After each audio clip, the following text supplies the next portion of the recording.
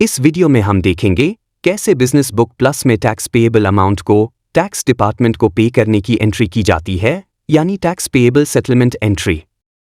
पिछले ट्रांजैक्शन में बॉब ने 1200 रुपीस का टैक्स पेएबल अमाउंट रिकॉर्ड किया था, जो इनकम के साथ कलेक्ट हुआ था, लेकिन टैक्स डिपार्टमेंट को पे करना बाकी था। अब बॉब उस 1200 रुपीस अमाउंट को टैक्स डिपार्टमेंट को पे कर रहे हैं।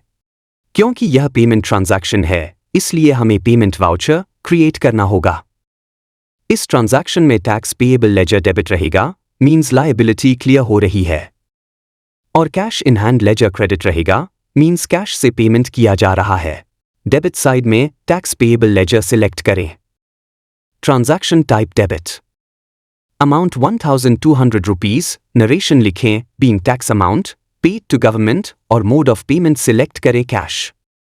क्रेडिट साइड में cash in hand ledger select करें, ट्रांजैक्शन टाइप क्रेडिट रखें और वाउचर सेव करें। ट्रांजैक्शन नंबर 16 पूरी तरह से क्रिएट हो गया है। रिव्यू इन रिपोर्ट्स।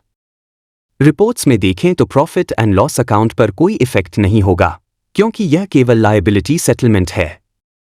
बैलेंस शीट में लायबिलिटी साइड पर टैक्स पेएबल 0 हो गया है, और एसेट साइड में कैश इन हैंड 1200 रुपीस से घट गया है। लेजर रिपोर्ट में भी आप देख सकते हैं कि 12 जून को 1200 रुपीस क्रेडिट हुआ था और 30 जून को 1200 रुपीस डेबिट हुआ। अब लेजर बैलेंस 0 शो कर रहा है। इस तरह tax payable settlement entry successfully record हो गई है, और इलेक्ट्रिकल विंग्स की टैक्स लायबिलिटी पूरी तरह क्लियर हो चुकी है। अगले वीडियो में हम देखेंगे जब कंपनी शॉर्ट टर्म लोन लेती है तो उसे बिजनेस बुक प्लस में कैसे रिकॉर्ड किया जाता है। प्लीज आप जुड़े रहें हमारे चैनल से और सब्सक्राइब करना ना भूलें, ताकि आप इलेक्ट्रिकल विंग्स कंपनी की पूरी बिजनेस जर्नी को स्टेप बाय स्टेप सीख सकें।